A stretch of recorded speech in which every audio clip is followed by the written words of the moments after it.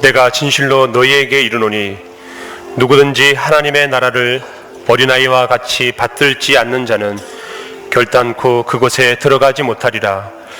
이스라엘아 들으라. 우리 하나님 여호와는 오직 유일한 여호와이시니 너는 마음을 다하고 뜻을 다하고 힘을 다하여 내 하나님 여호와를 사랑하라. 아멘. 우리 전심으로 하나님 아버지께 찬양을 드립시다.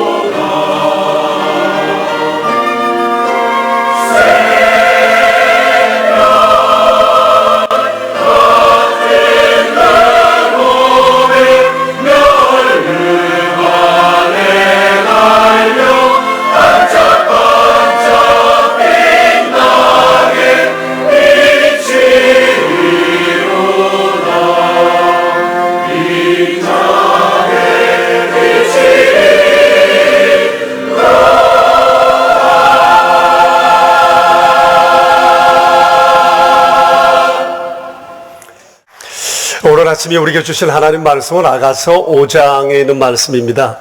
구약 성경 963쪽입니다.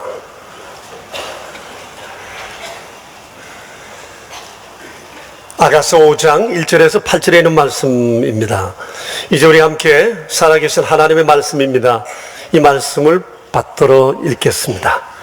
내 누이 내 신부야, 내가 내 동산에 들어와서 나의 모략과 향재료를 거두고 나의 꿀송이와 꿀을 먹고 내 포도주와 내 우유를 마셨으니 나의 친구들아 먹으라. 나의 사랑하는 사람들아 많이 마셔라. 내가 잘지라도 마음은 깨었는데 나의 사랑하는 자의 소리가 들리는구나. 문을 두드려 이르기를 나의 누이, 나의 사랑, 나의 비둘기, 나의 완전한 자야. 문을 열어다오. 내 머리에는 있으리, 내 머리털에는 밤이슬이 가득하였다 하는구나. 내가 옷을 벗었으니 어찌 다시 입겠으며 내가 발을 씻었으니 어찌 다시 더럽히랴마는. 내 사랑하는 자가 문틈으로 손을 들이밀매 내 마음이 움직여서 일어나 내 사랑하는 자를 위하여 문을 열 때 모략이 내 손에서, 모략의 즙이 내 손가락에서 문빗장에 떨어지는구나. 내가 내 사랑하는 자를 위하여 문을 열었으니 그는 벌써 물러갔네. 그가 말할 때 내 혼이 나갔구나. 내가 그를 찾아도 못 만났고 불러도 응답이 없었노라. 성안을 순찰하는 자들이 나를 만남에 나를 쳐서 상하게 하였고 성벽을 파수하는 자들이 나의 겉옷을 벗겨 가졌도다. 예루살렘 딸들아, 너희에게 내가 부탁한다. 너희가 내 사랑하는 자를 만나거든 내가 사랑함으로 병이 났다고 하려무나. 아멘. 오늘 우리가 읽은 성경 마지막 부분에 사랑함으로 병이 났다는 구절이 있습니다. 이 성경을 읽다가 이 말씀 앞에 아마 가슴이 먹먹해졌습니다. 사랑함으로 병이 났다. 제 가슴에 좀 확 다가온 말씀이었습니다. 뭘 표현하려고 한 것일까요? 사랑함으로 병이 났다. 도대체 어떤 것을 의미한다고 생각합니까? 제가 주변의 몇몇 사람들에게 이게 도대체 어떤 표현이냐, 이런 경험이 있느냐 물어봤더랬습니다. 여러분은 어떻게 생각하세요? 사랑함으로 병이 났다. 뭘 의미하는 거죠? 내겐 그 사람밖에 없다. 그 사람 보고 싶어 죽겠다. 그 사람 생각을 하면 가슴이 아련해진다. 보고 또 보고 싶고 만나고 싶고 만나면 헤어지고 싶지 않고 사랑이 이렇게 가슴 아플 줄 몰랐다. 가슴 아프게. 이런 얘기들을 할 수 있다면 이 사람은 사랑의 중병에 들린 것이 틀림이 없습니다. 제대로 병났다 할 수 있을 것 같습니다. 여러분, 사랑하면 이런 병에 걸립니다. 아니, 마땅히 걸려야 합니다. 그것이 제대로 사랑하는 거라고 생각합니다. 사랑함으로 인해 내가 병이 났다. 여러분, 이런 경험이 있으세요? 언제 이런 경험 해보셨죠? 중요한 것은 지금은 어떤가라고 하는 겁니다. 제가 제 아내에게 어제 물어봤습니다. 당신을 사랑함으로 인해 병이 난 내 사랑을 당신 알고 있어? 당신은 날 사랑함으로 인해서 병이 난 적이 언제야? 그랬더니 제 아내가 아주 깔깔 웃으면서 하는 말이, 뭘 새롭게, 병 났으니까 같이 살지. 빙고. 여러분, 내가 그댈 사랑함으로 난 병이 났다. 여러분, 이거 얼마나 뜨거운 사랑의 고백인지 몰라요. 이 아가서에 나오는 오늘 이 말씀을 우리가 묵상하면서 우리 모두 늘 이런 사랑에 풍덩 빠져 살아가기를 소망했으면 좋겠습니다. 아가서는 참 건강하고 행복한 부부의 삶에 관해서 우리에게 가르쳐 주고 있습니다. 전체가 8장까지 되어 있는데 크게 세 부분으로 나눌 수 있어요. 1장부터 4장까지는 사랑함으로 결혼에 이르는 이들의 모습, 그리고 4장은 그런데 이 사랑이 시련을 겪었어요. 그리고 6장부터 8장은 시련을 넘어 오히려 시련을 통해 더욱더 견고해지고 성숙해진 이 아름다운 부부의 얘기가 나와 있습니다. 사실 이것은 모든 세상의 부부가 경험하는 사랑의 사이클이라고 생각이 되어집니다. 그래서 오늘은 5장을 중심으로 해서 다음 세 가지를 말씀드리려고 합니다. 첫째는 사랑은 시련을 겪는다는 거예요. 그리고 둘째는 시련을 겪는 그 근본적 원인이 무엇인가. 세 번째는 이런 시련이 내게 다가왔을 때 우리는 어떻게 이 시련을 극복해야 하나, 이것을 우리가 함께 이 아침 생각해 보았으면 좋겠습니다. 여러분, 사랑은 시련을 겪습니다. 아마 충분히 공감되리라고 생각이 되어집니다. 오늘 성경에 나오는 이 부부도 시련을 겪었습니다. 그런데 중요한 것이 있습니다. 이 시련이 아주 사소한 데서부터 시작됐다는 겁니다. 사소한 것이 결국은 큰 시련을 만들고 부부 관계를 아주 위태롭게 했다고 하는 사실이에요. 그래서 오늘 짧지만 이 구절 안에는 이들이 시련을 겪게 된 그 사소한 일이 어떻게 발전되어 가는지 그 과정이 쭉 기록되어 있습니다. 여러분, 귀로는 들으시고 눈으로는 성경을 보시면서 오늘 우리 함께 이 말씀을 생각했으면 좋겠습니다. 1절을 보시면 이 부부는 매우 활기차고 낭만적인 사랑을 하는 부부로 그려져 있습니다. 어느 날 부인이 남편과 남편의 친구들을 아주 근사한 곳에 초청하여 만찬을 베풀었습니다. 남편도 만족했고 남편의 친구들도 만족했든지 이 남자들이 집에 돌아갈 생각을 하지를 않습니다. 만찬은 무르익은 늦은 시간까지 계속되었고 기다리다 못한 부인은 혼자 집으로 돌아갔습니다. 그런데 2절을 보면 그날 만찬은 밤 이슬이 내리는 새벽이 되었어야 끝이 났습니다. 이 새벽에 이 남편이 만찬을 마치고 집으로 돌아왔습니다. 그런데 2절을 보면 이 부인도 남편이 돌아오기까지 미처 잠을 자지를 못해요. 선잠을 자고 있었습니다. 2절을 보십시오. 내가 몸은 잠자리에 누웠을지라도 마음은 깨었다. 나의 사랑하는 자가 집으로 돌아오는 소리가 들린다. 그랬습니다. 그러니 잠을 제대로 이룰 수가 없어요. 아니, 남편이 안 돌아왔기 때문이죠. 남편이 돌아왔는데 어쩐 일인지 집에 문이 잠겨져 있습니다. 그래서 2절을 보시면 이 남편이 잠겨진 문을 두드리며 아내를 부릅니다. 나의 누이, 나의 사랑, 나의 비둘기, 나의 완전한 자야. 문을 열어다오.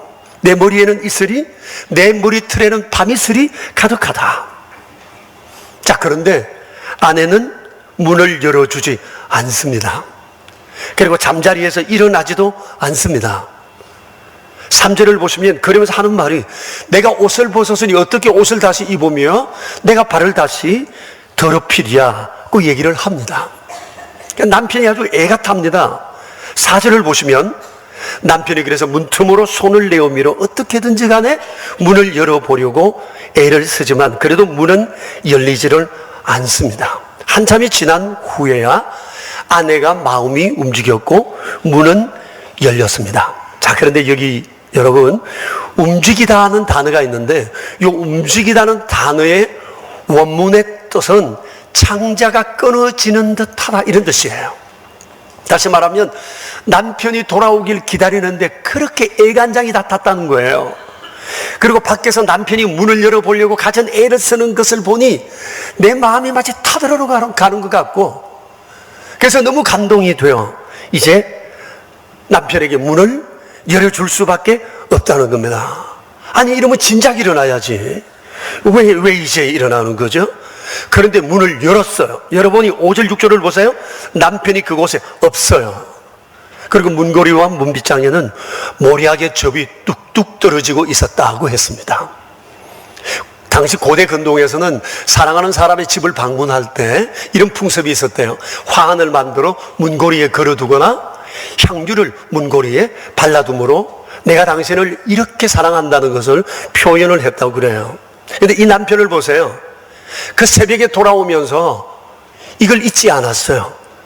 그리고 모략즙을 얼마나 발랐는지 문고리에 뚝뚝 떨어질 정도예요. 이런 남편 괜찮은 남편 아니에요? 아주 나이스한 남편이잖아요? 이렇게 애써서 문을 두드리고 있었는데 나가보니까 남편이 없어요. 어디론가 가버렸어요. 그래서 6절을 보시면 이 여인이 혼이 나갔습니다. 기절할 정도로 놀랐고 가슴이 철렁 내려앉았고 잠은 어느덧 다 달아나고 말았을 거예요. 그 여자는 황급한 마음에 잠옷을 입은 채로 밖으로 나가 미친 듯이 다니며 남편의 이름을 부르고 찾아보지만 남편이 보이지를 않습니다. 그러다가 순찰하는 사람을 만났는데 오히려 봉변을 당합니다. 얻어맞고 또 겉옷도 빼앗겼습니다. 아마 그랬을지 모릅니다. 잠옷을 입고 사람의 이름을 부르며 쫓아다니는 이 여인 미친 여자라고 봤겠죠. 그러니 호되게 야단치면서 아마 봉변을 했던 것 같습니다. 이렇게 다니던 이 여인, 돌아다니다가 예루살렘에 사는 여인들을 만났습니다. 아마 대화하는 것을 보아서 서로 간에 안면이 있어 보여요. 그래서 묻습니다. 내 남편 봤느냐? 못 봤다. 그러니까 그들에게 얘기합니다. 내가 내 남편 사랑하여 병이 났다고. 혹 내 남편 만나면 이 얘기 꼭 좀 전해 달라고 얘기를 합니다. 사랑함으로 병이 난 것이 이 아내의 마음뿐일까요? 남편의 마음도 동일했으리라고 생각을 합니다. 자, 여기까지가 오늘 본문의 내용입니다. 자, 보십시오, 여러분. 사랑이 시련을 만났는데 이 시련이 얼마나 사소한 데서부터 시작했는가라고 하는 겁니다. 이 작은 것이 일을 아주 크게 키우고 말았습니다. 그런데 다행스러운 것은 이 일 후에 부부는 다시 재회했습니다. 그때 그 사랑의 시련은 오히려 두 사람을 더 견고하게 했고 더욱 성숙한 사랑으로 이끌어 주었습니다. 그 내용이 5장 9절부터 8장 마지막 절까지 기록이 되어 있습니다. 오늘 우리가 읽을 성경 읽기의 본문 내용입니다. 궁금하지 않으세요? 오늘 집으로 돌아가시면 여러분 꼭 이 성경 구절 읽으시고 사랑함으로 병이 난 상태가 어떤 건지, 그렇게 해서 어떻게 사랑이 성숙해져 가는지 여러분 꼭 한번 읽으시면 좋겠습니다. 이점에서 우리가 한 가지 생각해야 할 것이 있는데, 이 부부가 이런 사랑의 시련을 만난 근본적인 원인이 어디에 있는가라고 하는 겁니다. 제가 볼 때 한 두 가지 정도의 원인이 있습니다. 첫째는 서로에 대한 배려가 부족했던 것 같습니다. 보세요. 아내가 만찬 중에 집으로 돌아간다고 했으면 웬만하면 남편이 따라 나서야 되지 않습니까?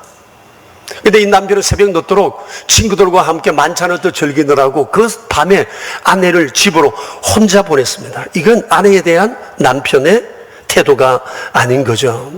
그리고 1절 뒤에 보면 친구들에게 이렇게 얘기를 합니다. 나의 친구들아 먹어라. 내 사랑하는 사람들아 마음껏 마셔라고 얘기를 해요. 그리고 아내를 혼자 보내고 이 남편은 밤늦도록 친구들과 함께 더 만찬을 즐겼습니다.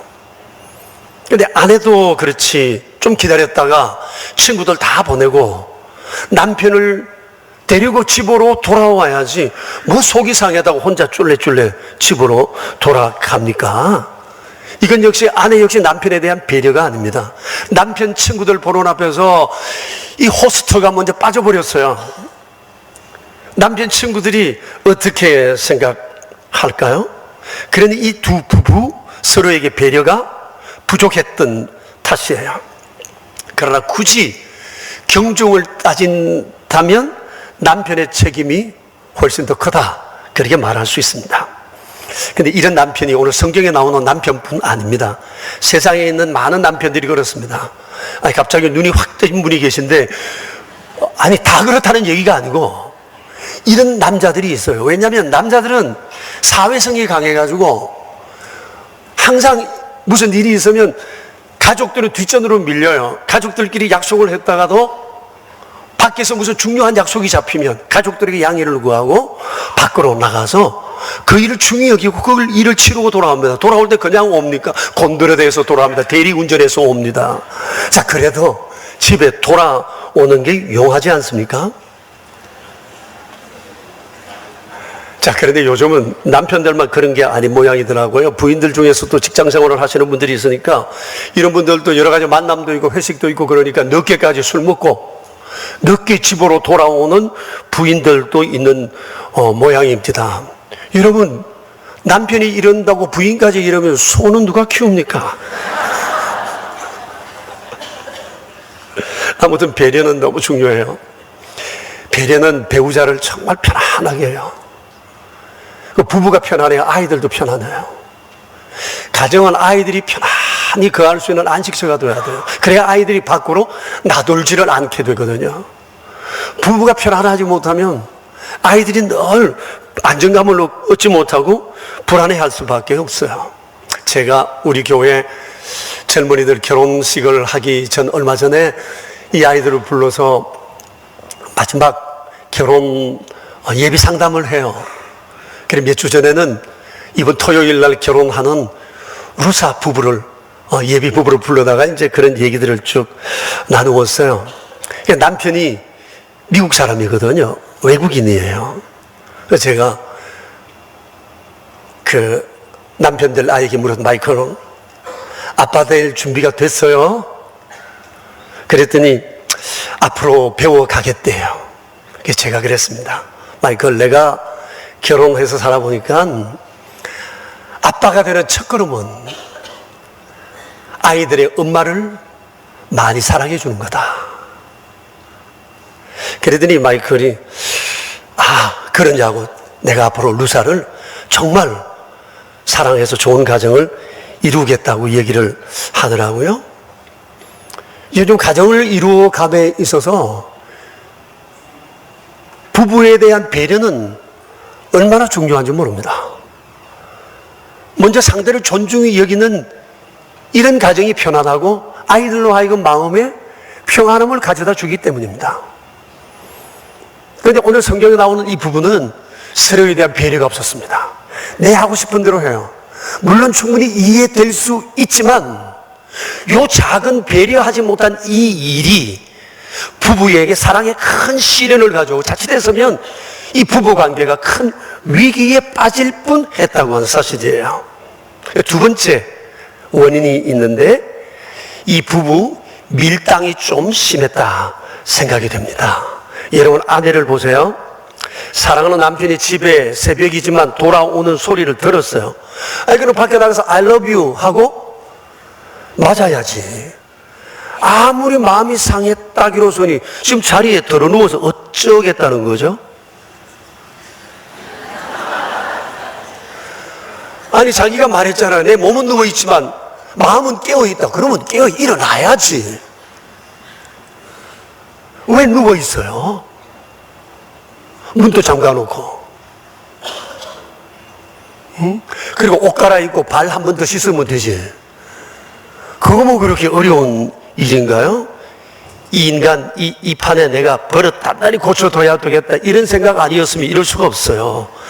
아니 그 남자 자기 부모도 버릇 못 고치고 장가 보냈는데 어떻게 내가 한 번에 단칼에 이거 어떻게 쥐를 뜯어 고칠 수 있어요? 너무 무리한 요구 아닌가요? 그래서 다투어요. 싸워요. 이게 큰 문제로 발전할 수 있습니다. 그런데 아무리 생각해도 그냥 문은 좀 열어놓지. 왜 걸어 잠굽니까? 아무리 열려고 해도 열 수 없을 정도로 아마 한 2개는 잠근 것 같아. 이 인간 바깥에서 좀 추웠더러 보라는 겁니다. 그래도 새벽에 집에 찾아온 게 어딥니까? 자 보세요. 이 두 부부 밀당이 좀 심했다고 생각이 되었어요. 그리고 남편도 마찬가지입니다. 문 열어줄 때까지 좀 기다리는 김에 좀 더 기다리면 안 됩니까? 이 밤에 가긴 또 어디를 갑니까? 좁쌀 영감 같으니라고. 아니 이 두 부부 이 파티 잘하고 기분 좋은 밤에 두 사람 시험에 든 겁니다. 이 자존심 때문이에요. 자존심 때문에 서로 밀당하는 겁니다.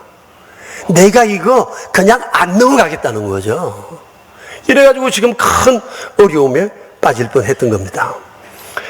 여러분 우리가 잘 아는 것처럼 부부란 좋을 땐 한없이 좋다가도 한순간에 돌아설 수 있는 게 부부입니다. 그래서 부부의 촌수를 무촌이라 그러잖아요. 너무 가까워서 촌수가 없고 돌아서면 남이니까 촌수가 없어요. 그런데 부부가 확 돌아서는 게 어떤 큰 문제 때문에 그런 것이 아니라 아주 사소한 문제를 방치함으로 인해서 이런 일이 생길 수 있다고 하는 사실이에요. 혹시 이와 같은 비슷한 경험이 있으신 분? 지금 혹시 이런 경험 가운데 있어서 고민이 크다 생각하시는 분? 손 한번 들어보세요. 사실 여러분 많은 부부로 살아가면서 아마 이런 시련 한두 번 겪지 않은 부분은 아마 없을 것 같아요. 자, 그러면 이런 시련을 만나면 어떻게 해야 하나? 제가 세 가지를 성경을 중심해서 제안하겠습니다. 첫째는 우리의 결혼을 하나님께서 짝지어 주셨다는 것을 절대 잊어버리면 안 됩니다. 마태복음 19장 6절에 이런 말씀이 있습니다. 그런즉 이제 둘이 아니요 한 몸이니. 같이 읽어볼까요? 그러므로 하나님이 짝지어 주신 것을 사람이 나누지 못할지니라. 제가 결혼 주례를 할 때 반드시 하는 얘기 가운데 하나가 이겁니다. 제 결혼 주례에 오신 분들은 이 얘기를 수십 번 들었을 거예요. 아마 오시는 하객들은 여러 번 듣지만 오늘 결혼해서 부부로 출발하는 이 사람들에게는 처음이에요. 반드시 이 얘기를 해주고 싶고 이 아이들이 들어야만 해요. 어디서 휠이 꽂혔든지 누구의 속으로 만났든지 어떤 경우에 만났든지 간에 궁극적으로 성경은 말씀합니다. 부부되면 하나님이 짝지어 준 것이라는 겁니다. 이걸 절대 잊어버리면 안 돼요. 하나님이 우리를 짝지어 주셨다는 생각을 가지고 하나님의 의도를 따라 부부 생활을 이루어 가야 해요. 이게 전제가 돼야 돼요. 어떤 조건보다도 하나님이 우리 부부를 짝지어 주셨다는 것을 전제를 하고 살아야 돼요. 건강하고 행복한 가정을 이루려고 하면 이것이 반드시 전제되어야 한다. 이것을 우리가 기억해야 할 것입니다. 두 번째, 사랑을 위해서 서로 힘써 노력해야 됩니다. 부부관계란 어느 한쪽의 일방적인 노력으로 되는 것이 아닙니다. 서로에게 아주 일관된 관심과 헌신적인 노력이 있어야 합니다. 서로 어떻게 사랑을 위해 노력할까? 여러 가지 많겠지만 가장 하기 쉽고 마땅히 해야 되는 매우 중요한 것이 있다면 그것은 사랑을 표현하는 거라고 생각을 해요. 여러분, 오늘 성경에 나오는 이 부부 보세요. 사랑을 어떻게 표현하나? 남편의 고백을 먼저 들어보세요. 여러분 볼까요? 1절 보세요. 내 누이, 내 신부, 내 동산, 내 꿀송이. 그래요? 또 2절을 보세요. 나의 누이, 나의 사랑, 나의 비둘기, 나의 완전한 자야. 남자들은 좀 밑줄 좀 치세요. 어디 가서 이거 배우겠어요? 밑줄 좀 쳐봐요. 부인들 오늘 집에 가시면 남편 성경책 꼭 보시길 바랍니다. 밑줄 쳐졌나 안 쳐졌나. 이거 이 신경 쓴다는 증거 가운데 하나잖아요. 또 있어요. 그 위쪽을 5장 1절 위쪽으로 보면 4장 15절에 보십시오. 너는 내 동산의 샘이요 생수의 우물이요 레바논에서부터 흐르는 시내로구나. 또 4장 1절을 한번 볼까요? 내 사랑, 너는 어여보고도 어여보다 너울 속에 있는 내 눈이 비둘기 같고 내 머리털은 길르앗산 기슭에 누운 염소떼 같구나. 이 사람 아주 심각한 사랑의 중병에 들린 상태예요. 이거 지금 고백을 들어보면 여러분 알잖아요. 남편, 아내도 만만치 않아요. 남편을 향한 아내의 고백을 한번 보십시오. 우선 계속 2절부터 계속 나오는 구절이 뭡니까? 내 사랑하는 사람이라고 얘기해요. 내 사랑하는 사람, 내 사랑하는 사람. 그러다가 남편 떠나가고 난 다음에 미친 여자처럼 다니다가 예루살렘 여자들 만나서 남편 못 봤다고 하는 말이 뭡니까? 내가 내 남편 사랑함으로 병이 났다. 그 얘기를 합니다. 이런 굉장한 고백이 아닐 수 없어요. 그러자 9절에 보면 예루살렘의 여자들이 말합니다. 아, 네 남편 다른 남자에 비해서 뭐가 그래 좋다고 이렇게까지 얘기를 할 수 있느냐라고 했더니 이 여자 하는 말 들어보세요. 10절부터 16절의 얘기입니다. 부인들 연필 드시고 밑줄 쳐가면서 한번 들어보세요. 보세요. 제가 읽을게요. 내 사랑하는 자는 희고도 불고 많은 사람 가운데 뛰어나구나. 머리는 순금 같고 머리털은 고불고불하고 까마귀같이 검구나. 눈은 시냇가의 비둘기 같은데 우유로 씻은 듯하고. 이해되세요? 아름답게도 박혔구나. 뺨은 향기로운 꽃밭 같고 향기로운 풀 언덕과도 같고 입술은 백합화 같고 모략의 즙이 뚝뚝 떨어지는구나. 손은 황옥을 물린 황금 노르게 같고 몸은 아루색인 상하에 청옥을 입힌 듯하구나.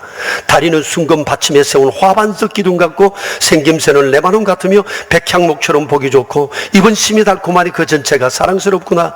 예루살렘 딸들아, 이는 내 사랑하는 자요 나의 친구로다. 여러분 보세요. 아가서에는요 1절부터 끝절까지 사랑의 고백들이 막 폭포수처럼 쏟아지고 있어요. 그래서 여러분 오늘 집에 돌아가시면 다른 거 하시지 마시고 사랑의 고백들의 밑줄만 한번 꺼보세요. 붉은 줄로 언더라인. 그리고 그것을 노트에다가 따로 골라 뽑아서 한번 적어보세요. 그리고는 녹음을 한번 해봐요. 실제로 한번 해봐요. 내 사랑, 내 동산, 내 비둘기, 이렇게 한번 쭉 읽어보세요. 그리고 다시 한번 들어봐요. 상투적인 말이나 국어책 읽는 듯이 한번 다시 녹음을 해보세요. 그리고는 실현을 해보세요. 배우자 앞에 서서 이렇게 실제적으로 한번 고백을 한번 해보십시오. 배우자로부터 이런 사랑의 고백을 들으면 그 마음은 정말 기쁨이 클 거라고 생각이 되어져요. 그래서 이런 말은 우리가 배워야 돼요. 그리고 실제로 따라 해봐야 돼요. 그래서 제가 이 시간 우리 실습을 한번 해봐요. 요 내용 가운데 뭐 많이 하지 말고 한 3가지만 골라봐요. 자, 3가지 한번 골라보세요. 그러면 옆에 배우자가 앉아 계시면 이 시간 고백을 하는 겁니다. 혹시 배우자가 안 계시면 그 사람 얼굴을 떠올리면서 독백을 하는 겁니다. 옆 사람 독백을 하나하나 들어보세요. 자, 다 같이 3가지 시작. 내 사랑, 내 동산, 내 완전한 자요, 나의 비둘기. 거기 뭐요? 여러분 가는 말이 고와야 오는 말이 고와요. 종은 울리기까지 종이 아니고 사랑은 고백할 때까지 사랑이 아니에요. 여러분 사랑의 고백도 습관입니다.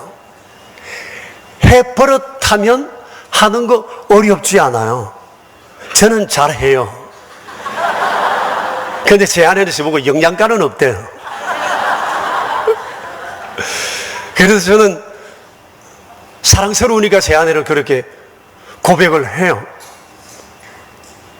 그리고 때로는 영화 대사 같은 말도 해요. 그 사람이 좋아하니까, 그분이, 이 사람이 기분 좋아하니까, 그 사람 좋은 것 하는 게 남편의 도리잖아요. 그가 원하는데 내가 안 할 이유가 없는 거잖아요. 여러분 한번 해보시죠.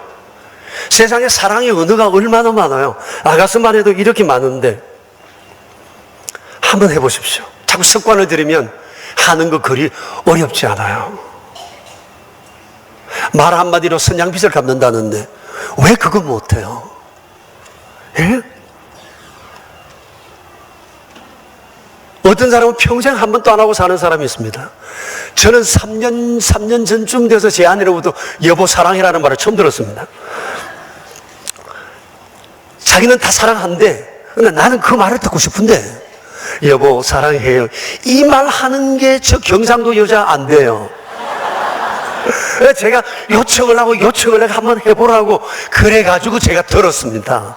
요즘은 좀 많이 익숙해져 가고 있지만 여러분 말 길이 나면 이 말 길을 따라 말은 잘 되게 되어 있어요. 고백도 마찬가지라고 생각해요. 자, 그래서 여러분 위기 가운데 있으면 언어적 습관부터 고치는 게 좋습니다. 그리고 좋은 표현, 사랑의 표현들을 자꾸 해보는 건 귀한 일이라고 생각해요. 그리고 3번째, 사랑의 위기가 닥쳤을 때 참으로 중요한 것은 욕심을 내려놓아야 합니다. 제가 재작년에 기내에서 영화 한 편을 봤는데 모드라는 영화입니다. 이 영화입니다. 2017년도 개봉되었던 영화예요. 나의 사랑, 내 사랑이라는 이런 제목의 영화인데요. 감동이 얼마나 컸는지 몰라요. 그래서 제가 그해 추석에 우리 아이들 집에 불러가지고 홈비디오로 다시 같이 봤습니다. 이 영화는 캐나다 화가인 모드 루이스라고 하는 여성의 삶을 영화화한 내용이에요. 그래서 제가 이 얘기 여러분에게 잠깐 들려드리고 싶어요. 모드라는 이 여성은 형편이 아주 어려운 가정에서 태어났어요. 그리고 선천적으로 류마티스 관절염에 걸려 있어서 자라가면서 그의 몸은 점점 기형으로 변해요. 얼굴 모습도 손과 발도 다리도 짧아지고 몸은 틀어지기 시작해요. 자기 혼자 몸도 가누기 어려울 정도로 살아가고 있는 이 모두. 그러나 이 마음은 한없이 순수하고 따뜻하고 그리고 사람이 굉장히 경쾌한 사람이었어요. 그리고 늘 환경에 순응하면서 있는 그대로를 받아들이면서 살아갑니다. 마땅히 있을 곳이 없어요. 부모님들 돌아가시고 부모님의 재산은 오빠가 다 차지해버렸고 갈 데가 없어요. 오빠가 또 모두한테 못된 짓을 또 했어요. 집을 나왔어요. 친척집에 얹혀서 사는데 친척집에 얹혀 살아도 좀 자기 일을 해야 되는데 자기 일을 못해요. 그럼 눈에 가시예요. 집을 떠나야 되겠다 결심을 하고 어느 날 상점에 들어갔는데 구인 광고가 하나 붙은 겁니다. 에브레스라는 생선 장수로 사는 한 남자 집에 가사 도우미를 구한다는 광고를 봤습니다. 여기 가야 되겠다 생각하는 광고 쪽지를 찢어서 동네에서 아주 외따로 떨어져 있는 작은 집인 이 에브레스 집을 찾아갑니다. 그런데 이 남자, 이 에브레스는 굉장히 거칠고 또 까칠하고 아주 성격이 어디로 튈지 모르는 이런 성격의 소유자입니다. 성격 이상자라고 해도 과언이 아닐 것입니다. 그래서 두 사람은 만나서 출퇴근을 조건으로 하고 주급을 정했습니다. 주급은 지극히 작은 부분이었습니다. 그러나 모두의 마음은 주급이 많고 적은 것은 전혀 상관없습니다. 머물 곳만 있으면 되었습니다. 그러나 출퇴근이 조건이었습니다. 그 집은 워낙 작아서 방이 따로 하나밖에 없었기 때문이었어요. 그래서 모두가 간청을 합니다. 나 갈 곳 없으니까 바닥이라도 좋으니 나 이곳에 자기만 해달라. 하루 왼종일 나는 이 집을 쓸고 닦으며 당신을 섬기겠다. 그 얘기를 합니다. 그래서 그 집에 머물게 되었는데 몸이 불편한 모두는 일을 제대로 할 수가 없었습니다. 그래서 그 집에 쫓겨나기도 하고 따귀를 맞기도 하고 온갖 구박과 수모를 당하면서 부족한 두 사람의 불편한 동거가 시작됩니다. 한 사람은 몸이 불편하고 한 사람은 마음이 또 어려운 그런 사람이었습니다. 그런데 그 집엔 침대가 하나밖에 없습니다. 그것도 1인용 침대입니다. 그래도 남자의 입장에서 이 몸도 불편한 이 사람이 더럽고 차가운 바닥에 누워 자게 할 수가 없었어요. 그래서 자기 침대에 와서 같이 자자고 청해서 같은 침대를 쓰게 되었습니다. 1인용 침대니까 얼마나 작고 불편했겠어요? 근데 같이 잠자리를 하다 보니까 어느 날 에브레스의 마음이 남자로서 흔들리기 시작을 했지만 생각합니다. 장애를 입은 이 여자는 자기에게는 부족한 사람이라고 생각을 하고는 돌려눕습니다. 그에게 어떤 행포도 가하지를 않습니다.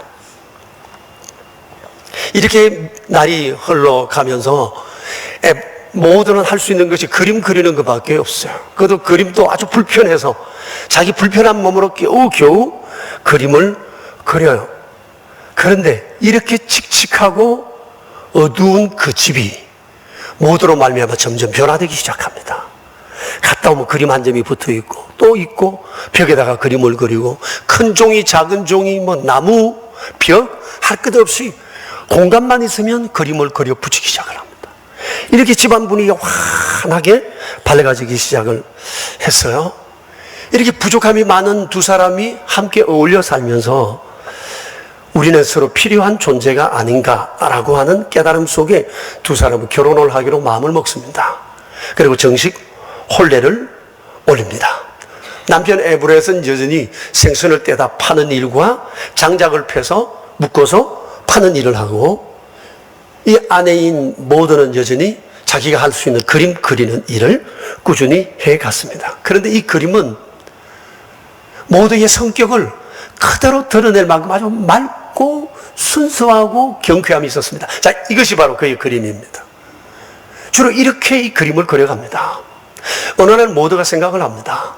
맨날 남편의 일을 돕기는 하지만 자기도 뭔가 좀 도움이 되지 않을까 싶어서 자기가 그린 그림을, 다양한 그림들을 집 밖에 이렇게 전시를 해 두었는데, 마침 뉴욕에서 온 어느 귀부인이 이 길을 지나다가 이 그림을 보게 된 겁니다. 그리고는 모두의 그림을 높이 평가하고 모두의 그림을 사들이기 시작합니다. 그러면서 더 많은 돈을 주고 그림을 그려달라고 요청하기 시작하면서 모두의 그림은 유명세를 타기 시작합니다.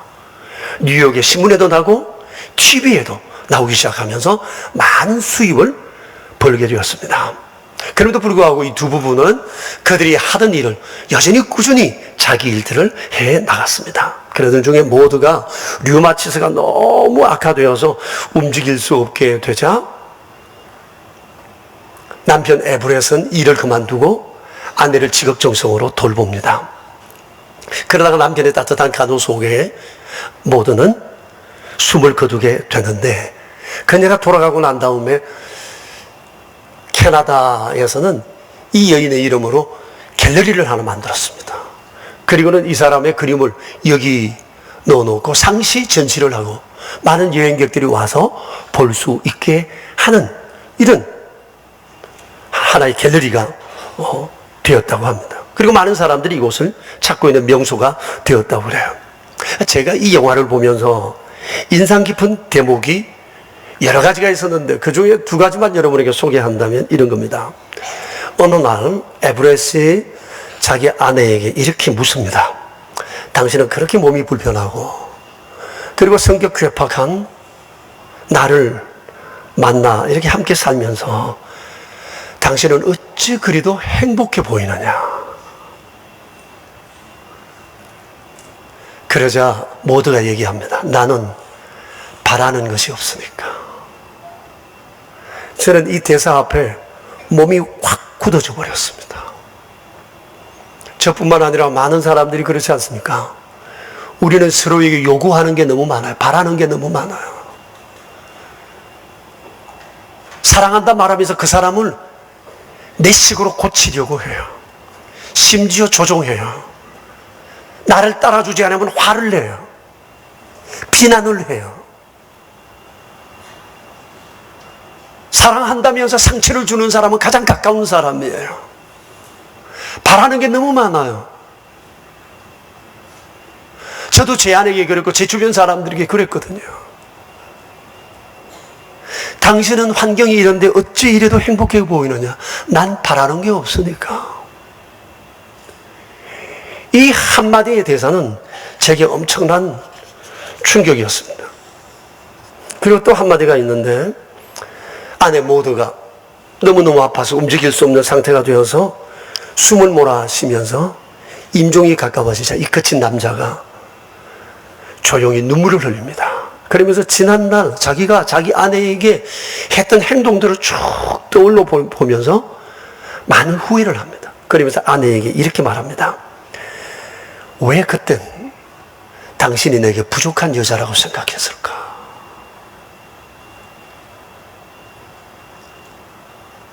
그러자 모두가 겨우 말합니다. 그렇지 않다. 난 당신으로부터 충분한 사랑을 받았고 힘들었지만 많이 행복했었다. 그리고는 남편의 품에서 숨을 거둡니다. 영화가 우리에게 주고자 하는 교훈은 이거인 것 같아요. 부족한 두 사람이 만나서 서로의 부족함을 채워 아름다운 하모니를 이루는 것을 우리에게 가르쳐 주고 싶은 것이 아닌가 생각이 들어요. 참 감동적인 영화였습니다. 근데 이게 실화라는 거예요. 가공의 얘기가 아니라는 겁니다. 실제로 이렇게 살았다는 얘기입니다.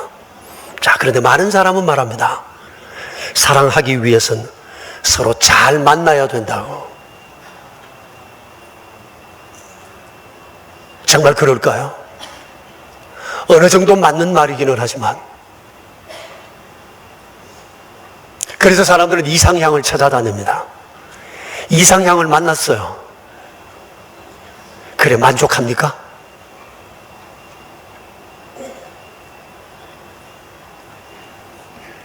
여러분, 인생에 있어서 중요한 것은, 잘 만나는 것보다 더 중요한 것은 서로 만나 채워주고 함께 만들어가는 것이라고 생각이 되어져요. 2부 예배를 마치고 1부 예배를 마치고 한 자매님이 나가면서 그렇게 얘기를 합니다. 눈물을 걸성님이, 목사님, 저는 제 남편이 제게 부족하다고 생각했어요. 그래서 나는 매일 손해보고 산다고 생각했거든요. 오늘 생각해보니 내 때문에 내 남편이 너무 아팠네요. 미안해요.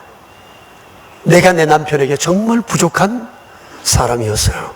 이런 고백을 하면서 나가는 한 분이 계셨습니다.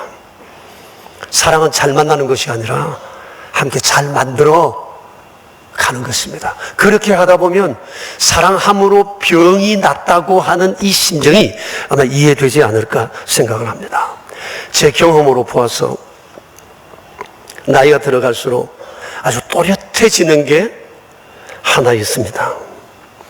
그게 뭔가 하니 사랑의 후회입니다. 제대로 사랑하지 못했던 후회, 더 사랑하지 못했던 후회, 내가 왜 그때 그 하나님을 이 정도밖에 사랑하지 못했을까? 왜 내가 그 사람을 그때 이렇게 사랑했을까? 이렇게 다 할 수 있었는데 내가 왜 그랬지? 요즘 온통 후회밖에 없어요. 지나온 시간들이 많이 부끄럽고 후회돼요. 아이들을 생각해도 어설픈 아빠로서 살아온 날들이 너무 많았어요. 제대로 본 게 없고 배운 게 없으니까 아이들에게도 아빠 노릇 제대로 못했어요. 제대로 사랑하지를 못했어요. 사랑해 주지를 못했어요.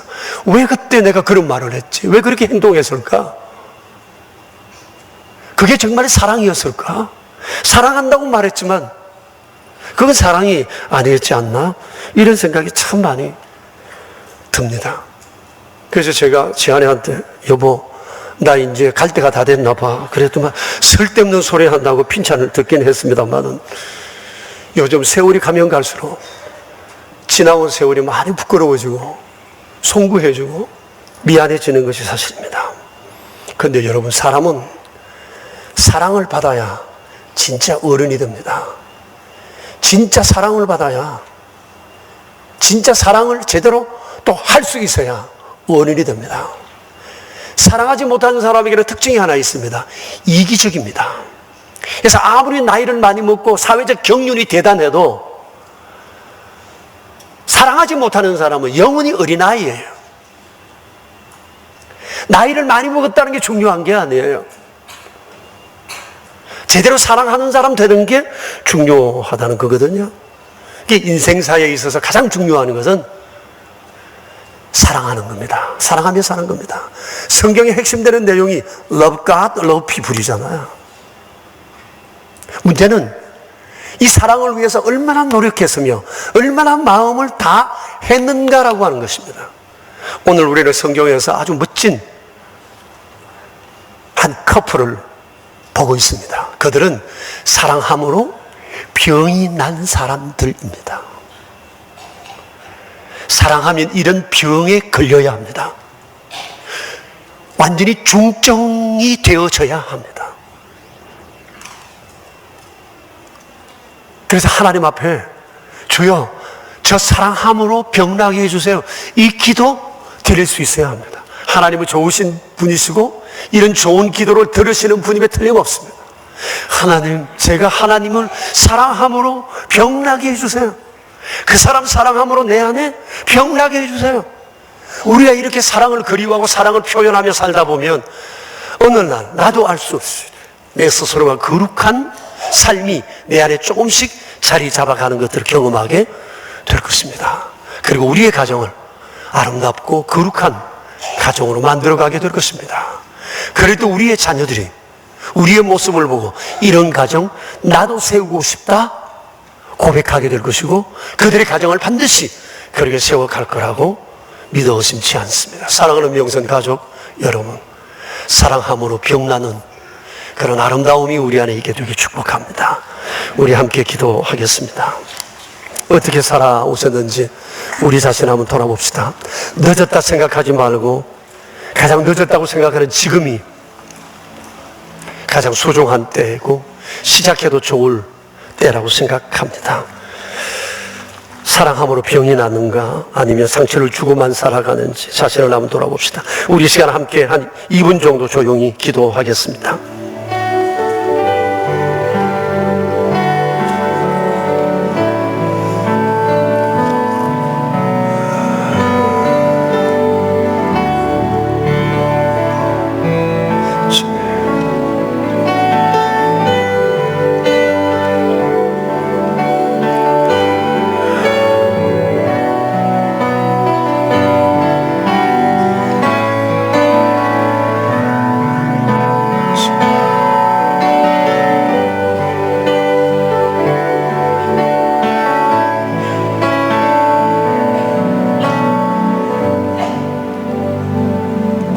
주님, 아름다운 커플을 보았습니다.